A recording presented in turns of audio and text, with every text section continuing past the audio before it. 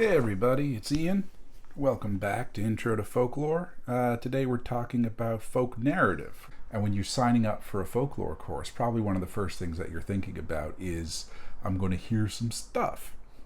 And you're not really today, but we're going to be sort of directing you in that general area because we want to sort of talk about the nature of stories. Folklorists study these things. I mean, any folklorist is going to, just simply by the nature of the history of the discipline, is going to be able to talk to you somewhat about traditional narrative. Whatever we want to call traditional narrative at any given moment, it's just so embedded in the discipline. It's embedded in the discipline in terms of that was one of its touchstones about what got collected in the 19th century. It's one of the first things we think about. We being the regular Joe in the street thinks about when they think about folklore. They think about tale and they think about myth and legend and so on, and they think about storytellers and storytelling as an art and as a craft, and so, I mean, just by professional necessity, a folklorist is going to be able to talk about narrative. And when we talk about narratives, we're not simply talking about these things that have happened in this past, the stories that have some kind of almost antediluvian or time depth to them, that they are stories that have always been. We do talk about those, although we'll really push back on that idea that they have always been. But we certainly talk about inherited texts, but the same techniques to study something like Cinderella, the same techniques to study something like religious mythological storytelling that one might come across in Western societies and in non-Western societies. That those same techniques you're going to be talking about when you're going to be referencing when we talk about contemporary stories like contemporary legend, and when we talk about stories that are our own, that they're not some inherited plot that we get from someone else, but when I tell my story, when I'm telling something that actually happened to me, that isn't a story in as much as it's a fabrication, and all of these things we're going to be talking about. But when I am communicating to you something in my experience, and I'm communicating it to you through the vehicle not simply of words, but words in a particular order that have a logic that is commensurate with how you understand events to unfold, and an aesthetic, and how you think a story ought to sound, those techniques of composition, those techniques of structure, those techniques of me understanding your expectations for story and therefore communicating it thusly, are the same as are present at these times, in traditional storytelling. So it's incredibly central to the discipline. And one of the things that we need to remember is that we can't really disentangle story from storytelling. We can't really remove the process of how these things are communicated from the texts that are communicated.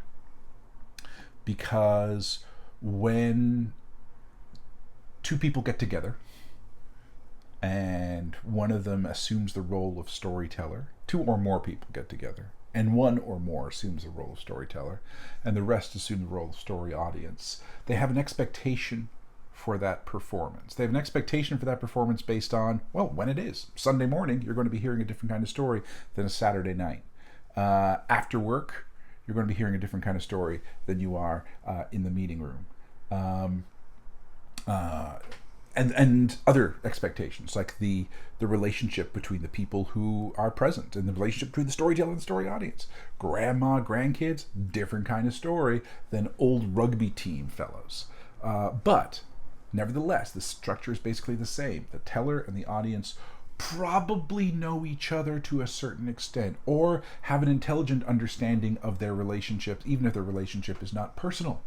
So if you go into a live context and some storyteller comes in from out of town, they have some kind of understanding of the audience that they're going to be speaking to, and the audience has some kind of understanding of the teller. Even if they don't know the person, they might know the type of person. And so it's like, I have expectations for this kind of performance, and this is someone who says that they do this kind of performance, so I have kind of expectations of this. Now, those expectations might be, I have the expectation for a specific plot. We only have like 15 stories in our community, and this teller tells one of them very well. And so every time they get together, they're going to tell the story. And sometimes the expectation is going to be on novelty. It's like, I'm going to be amazed. I will not know what this person is telling, but I still have expectations on how they're going to tell it. This comes in, my work is on stand-up. And so, I mean, when you go to a stand-up venue, even if you do not know the stand-up comedian, you have an understanding of what stand-up is. Now, humorous, joke telling or humorous anecdotes, it almost always implies some kind of surprise. Like, I did not see that coming. And so you don't know the actual story, but you still have the expectations of, even if you can't articulate them, you have the expectations of how a stand-up performance is going to go.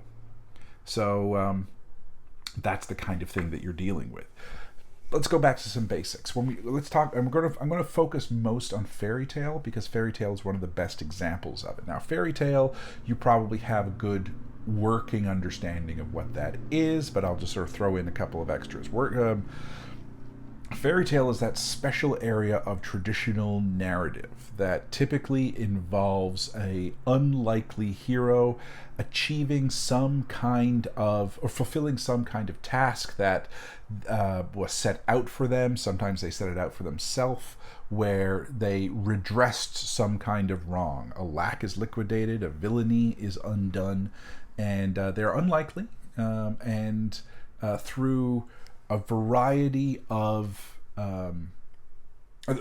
working through a variety of characters, working through interactions with other people, working against other people, demonstrating particularly socially important traits like cunning or bravery or thrift or generosity or a whole bunch of things. They progress through that narrative. They fulfill, and they're typically rewarded. And one of the ways that they're typically rewarded is through being granted full adult status, that they are independent. They typically become like the head of a household. It's why fairy tales end in weddings. It is in marriages. It's not that the princess idea is like this notion of they're all sort of very banal romances. It's the idea that was the marking in most times in history of someone having achieved some kind of independence from their parents, and with princess in terms of like obviously financial and political independence from their earlier circumstances. So the princess narrative ends in that, and then we have this sort of technical thing, which goes back to some of the history. One of the things that people were interested in as a mathematical question is how did these stories spread, and how do these stories, where do these stories originate? And they had this idea. They had this idea that there was an original version, that similar to how the same time over the 19th century, language was being sort of traced back, Indo-European language is being traced back to like that Proto-Indo-European language. The idea that basically all of European languages and much of Indian languages and Semitic languages and so on emerged as like one unified at one point in like northern India, several millennia ago, and then you sort of branch out, and if you have all these language traces, you can kind of follow through. And so this language sort of branched out into these two, and that sort of formed its own thing, like sort of the more Grecian oriented languages, the Slavic languages, and this one sort of entered into the Germanic languages, and this one entered into the Latin languages, and so on, and branch. It's an interesting theory, and the question is like, well, maybe stories work the same way. And so this vast collecting exercise took place to basically try and find absolutely every traditional narrative that they could. And this was a Finnish endeavor more than anything. The Finnish, the historic geographic method, just find everything and then see how it spreads, and then like sort of like a DNA analysis. You go back and trace the roots, and you'll find it and narrow it down, and we'll find the original version. And the original version was sort of proven to be kind of like a bull jive idea. But what we did discover, we discovered a lot of things. First, there was this massive index that was done, the tail type index by Antti Aarn, which was then adopted by Stith Thompson and translated into English, and then expanded a couple of times, and that became this numbering system for the traditional international tale, which would give massive amounts of evidence of here is a story and here's the same basic plot, and the same basic plot is available in a host of different places. You can find it here, you can find it here, you can find it here. Here's where it's elemental. Here are the motifs that are associated with it. And Stith Thompson then also went to do the motif index. But going back to the tail type index, it was expanded and revised again about 15 years ago by Hans-Jörg Uther, and now we call it the ATU, the Aarn Thompson Uther Index. And basically, all tales, of which fairy tales are a subset, all tales have this number associated with them, and so we can basically, it's a way of sorting, and it's a very useful thing. Because at the same time that this was happening, or once this index was basically compiled, people were noticing it's like, well, finding this original version is not necessarily useful or productive or necessary. But what we are seeing is that these are basically examples, very rife examples. So we can legitimately say that they are international, but very rife examples on how tales are constructed.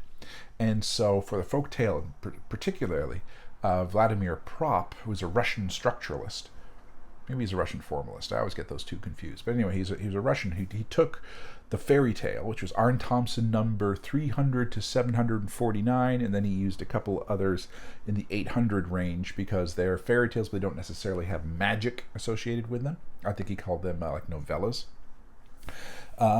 He said these are all basically the same structure. They're all basically the same, and that, again, what I just said, the hero goes out, some kind of villainy is announced, the hero goes out to redress it, and through thrift, through demonstration of traits, through bravery, that is fixed, and he emerges from his social status. So they fundamentally recognize that these are the rules for how to construct a story.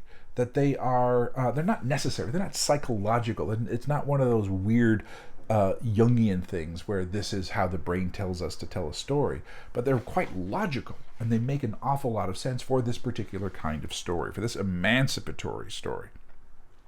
And so we have this idea of the version and the type, because we might have this sort of deep set of expectations for a story. This is what a fairy tale is. But then we have expectations we have this thing called Cinderella. We just have it. It's there. It's attested to. Whether we call her Aschenputtel, whether we give her a different name, it's the same basic thing. The unloved stepdaughter in this family lives by the ashes. She's very beautiful. She's very modest. She's basically working as a servant for her new family. There's a night of balls. She's able to go thanks to the help of some magical agents. She meets a prince, but while she is in disguise, the prince searches out, and usually through the test of a shoe, her true identity is discovered, and she marries. Almost coughed, didn't cough. So we have this thing, and we have this listing as the type 510A in the Aarn Thompson Uther Index, and it's the thing. It is not inviolate. It doesn't exist save for the fact that we have seen this pattern in hundreds and hundreds and hundreds and hundreds and hundreds of things. But that pattern is basically the world's expectation for this particular story. Now, it's a set of expectations. It means you can mess with it. It means you can be very conservative or very dynamic with it. It means that it becomes this almost, I'll go so far as to say, almost this canonical framework that you can make a fair estimate guess that your audience knows, and then you, as you're telling the story, they're seeing this sort of the familiarity, and then they're seeing the artistry that you bring to it. And so we have this idea of type and version.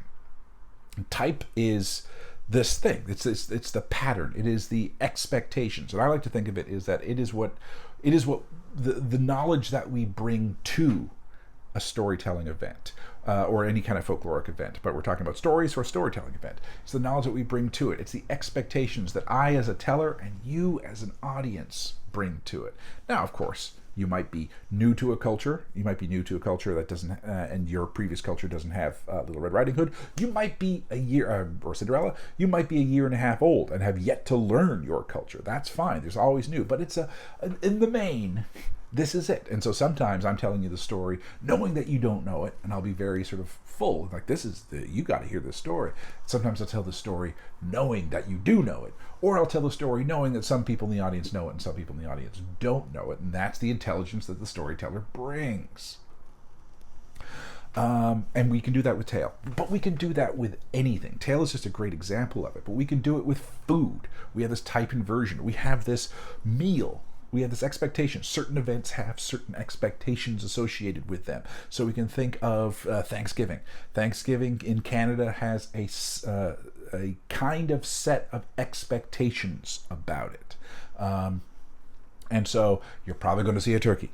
You're probably going to see one, if not more, varieties of potatoes. It's probably going to be at the good table. You're probably going to break out the good linen, and you're probably going to break out the good plates.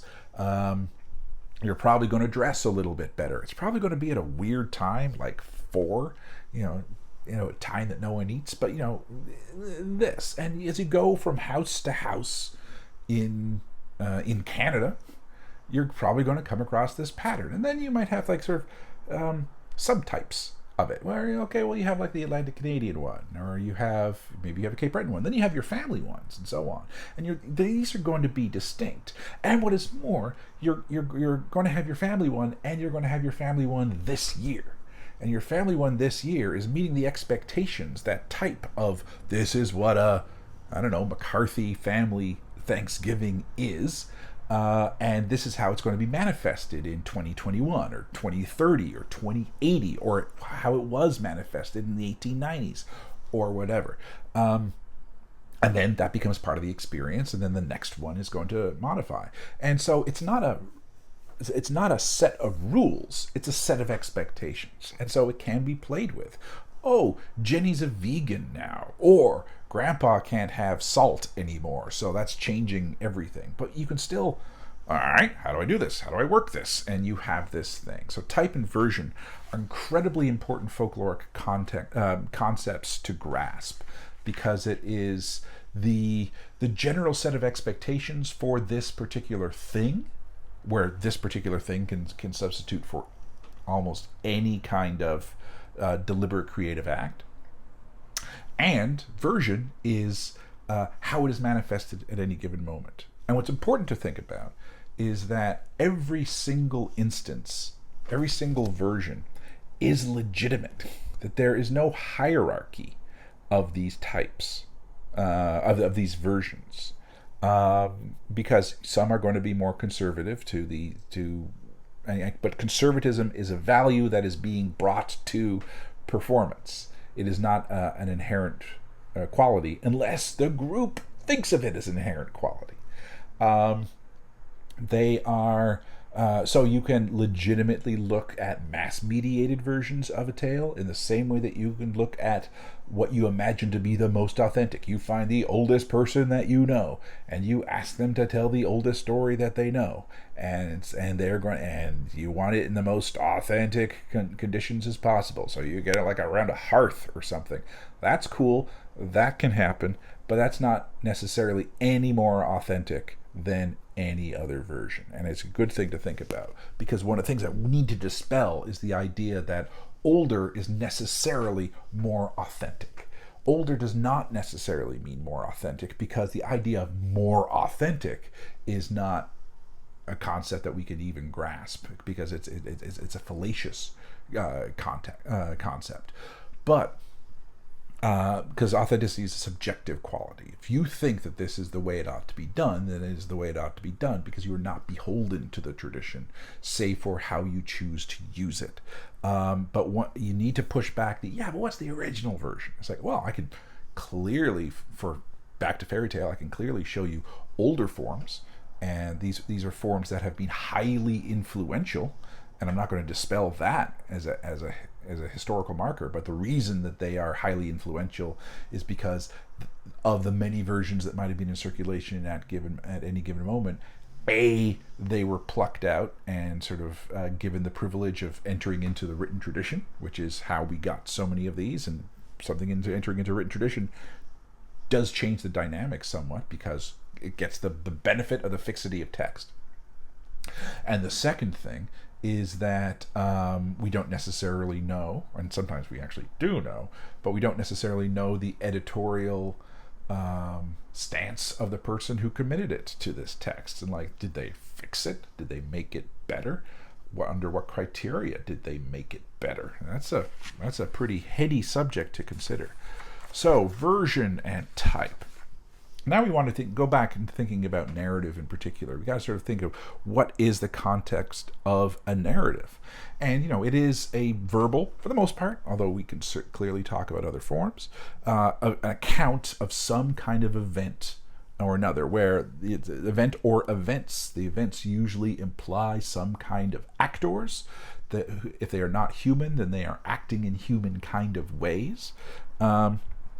There's typically some kind of event. I mean, event implies that that something changes. There's often an initial situation, even though that might be implied. Then there is something that changes that situation, and then sometimes there is a thing that fixes that change or addresses that change, and things move forward. It's typically told in an order, and that order is, for the most part, chronological.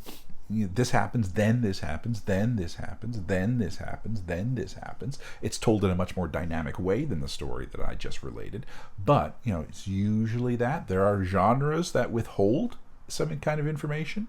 So it's like, this happened, this happened, this happened, this happened, this happened for some reason. This happened, this happened, this happened, this happened. And then, it happened for that reason, because I have found out in the interim that this happens. Oh, okay. But for them, so mysteries are basically, they play with a chronology, a detective fiction or something, because at the very end you find out something that someone found out earlier, or a connection is made that was obscured, is now clear, and so on.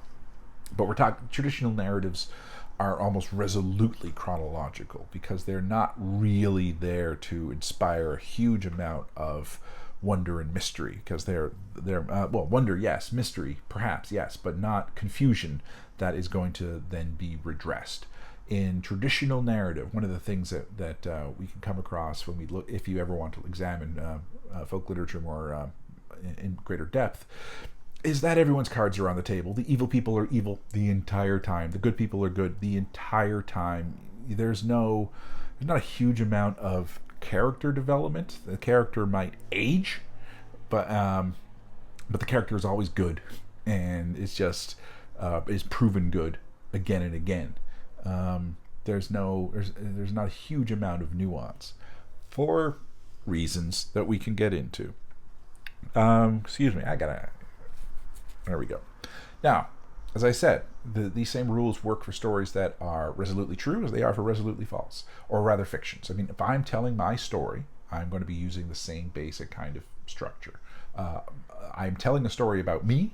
I might be referring to the character in this story in the first person, where I did this, I did this, I did this. But basically, I'm creating a character of myself, and I'm trying to sort of make arguments how it works. There's this issue about whether the relationship between truth and falsehood, of course, it gets very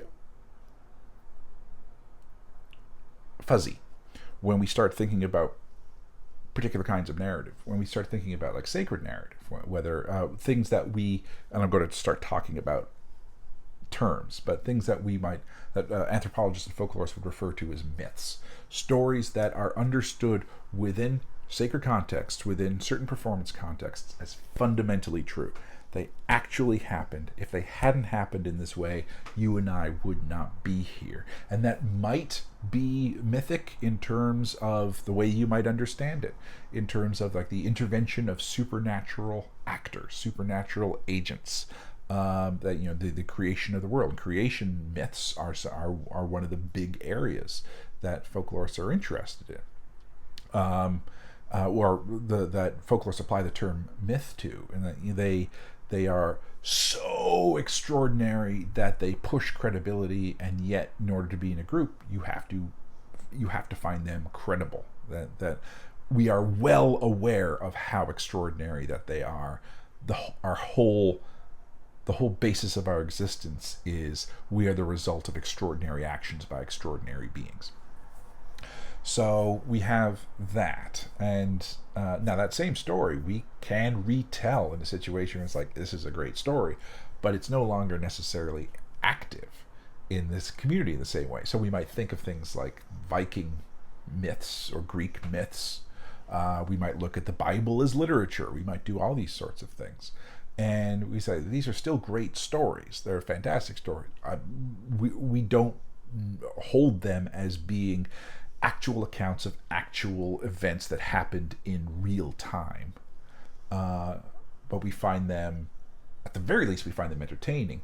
Maybe we find them informative. Maybe we find them motivating. But we're not putting them in the same realm as history. And that's okay, because I'm not saying that we can't take stands on this. I'm saying that the method of storytelling is often remarkably the same. So you can look at not necessarily the entire structure, but you can certainly look at elements of Western religious writing and see motifs that are very much, I hate to say it, I won't use the word fairy tale because fairy tale has this derogatory sense, but Märchen, this wonder tale, where the hero sets out and does these things. The Moses story is very much interrelated with the fairy tale structure in terms of the unlikely hero who is set out, or he has this noble birth, and then it's made humble and in the reeds, and then he becomes an apprentice, and he becomes basically the adopted son, and he rebels, and blah blah blah blah blah blah blah. It's like that's a fairy tale structure, isn't it? And I can say that without denigrating the belief in that story. At least I hope I can. I believe I can. But we do distinguish these stories in many ways. We'll have this. One of the things that we talk about are these three major genres of folk narrative, which are, in terms of, they are myth, tale, and legend. And myths are, as I said, understood as true. Now, we have this 19th century poo-pooing, awful colonialist attitude where it's like, these people understand them as true. These people understand them as sacred. And it's like, but of course we wouldn't. There's a vestige of that. We always need to be aware that there's vestiges of these kind of, at the very least, disdainful attitudes in our thought, and we need to sort of act appropriately in many ways. So, we have myth, or fundamentally true, Märchen, tale, which are false, but they're fiction. They are entertainment. They are not false like a lie. They are false like the way fiction is not true. It's not purporting to be the events. And then there's legend, which again is really one of those, these people believe this to be true. But it's really kind of like, but for some reason what distinguishes that from myth is that myth is like sacred. This definitely happened. Legend kind of curls around the edges a little bit. Legend is more of a question than a definitive statement. It's like, this kind of thing happened. Legend is fascinating. I'll tell you a bit more about that in a minute. One of the other ways we talk about it is that narratives that can be distinguished by virtue of the teller. And that myth is typically, because they're sacred stories, because these are fundamentally important stories and they need to be told not necessarily blindly faithful to the way that they had been told before, but with a certain amount of integrity and a certain amount of understanding of the impact of the story. They're often reserved for specialized tellers, elders. They're often reserved for being committed to text so that we don't mess them up. They're often, when they are read out loud, only certain privileged people in the community are allowed to do that reading out loud. They're that important, and so and I'm telling it. You're sitting there and you're listening. You might go, and there's things like homily and so on, which are basically the sort of expanded forms where these incredibly important truths are then wrapped up into a different kind of literary device. But for the most part, you're sitting there, you're nodding. Fairy tale, same kind of thing, really. I mean, someone has a reputation for telling it. It's often someone who's like a good storyteller because they are understood as good stories. You kind of wait for the good storytellers to come. And they might have, no one tells it the way Brian tells it. Brian, tell that story. And, well, okay. And then Brian tells it. We all sit there and we listen to Brian. For the most part, we don't do it silently, but we do it so we're maintaining the focus on Brian. Because as long as Brian is telling the story well, we're like, okay. And so it's it's not unidirectional, but it isn't interfered with a huge amount. It's like, yeah, Brian. Yeah, I'm agreeing. This is great. Or like, playfully, what happens next? But, for the most part, because we know. Legend, it's not in a public setting. It's not in that place where Brian's there or we're in the church or something. It's usually like, did you hear what happened? And what? And the tellers are, the teller and the listener are sort of here. They are next to each other, as it were. They're not someone clearly assuming the mantle of storyteller and someone clearly assuming the mantle of a story listener. They are just like, what's going on? And they're creating the story together, because it's like, I don't know. I was out. There's this wolf, and I think the wolf was like staring at me, and I know wolves stare. Well, what does the wolf look like? The wolf was bigger. It was bigger than you normally see, and so like an extraordinary experience is communicated. It's kind of this way, and it's like, well, what do you think happened?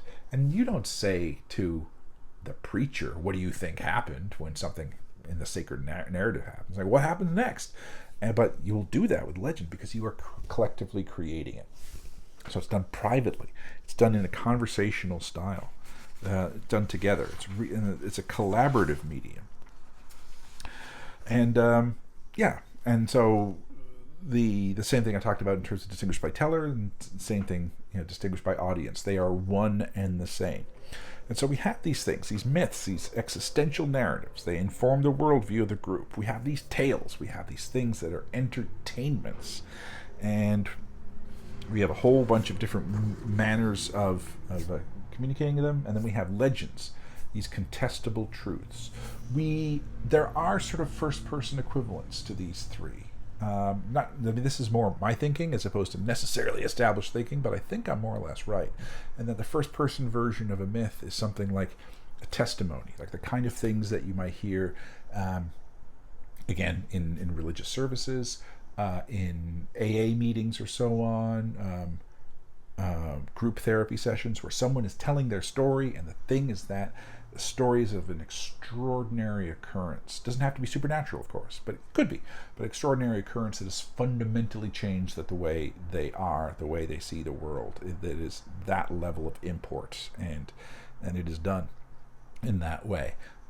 Tale, well, I mean, we're always telling stories where, like anecdotes and so on, that are very much they sort of have hit on good stories, and they're there kind of to be understood as entertainment.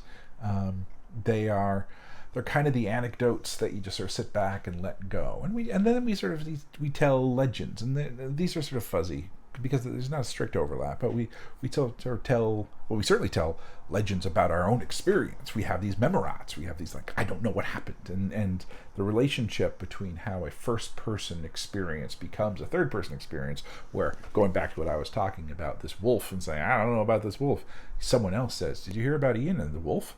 And it's like, I don't know what happened, but there was this wolf. And then someone else said, did you hear about that guy with the wolf? And then it sort of enters into it, where they're still trying to figure out what actually happened in this way. So that relationship, the memorat and fabulat. The memorat is the first person extraordinary account, and the fabulat is when it becomes part of sort of the collective.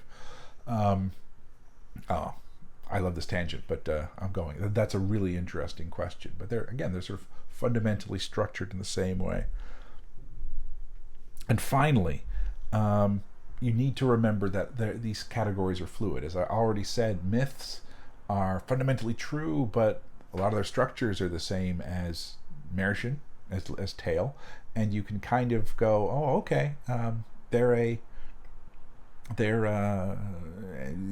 can tell them as entertainments. And again, we for many sacred or stories that were once sacred, we often tell them as good stories, and we're engaged in the Greek myths, even if we don't necessarily think too much about Jupiter and all those Greek gods. We're kind of fine. Which one's the Greek one? Zeus. Zeus is Greek. Jupiter is Latin, Roman. There we go. I'm an old man. But we can still tell them the stories, and so there's a fluidity. There's a fluidity in terms of from each telling, I can tell them differently, but there's still that sort of set of expectations of how they go, and they are.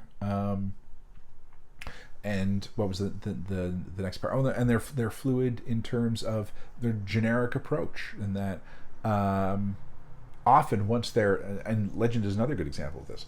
Once they have kind of settled, they move from being legend to being not necessarily tale. Well, and not fairy tale, but just like they move into the level of good story. It's like I don't know.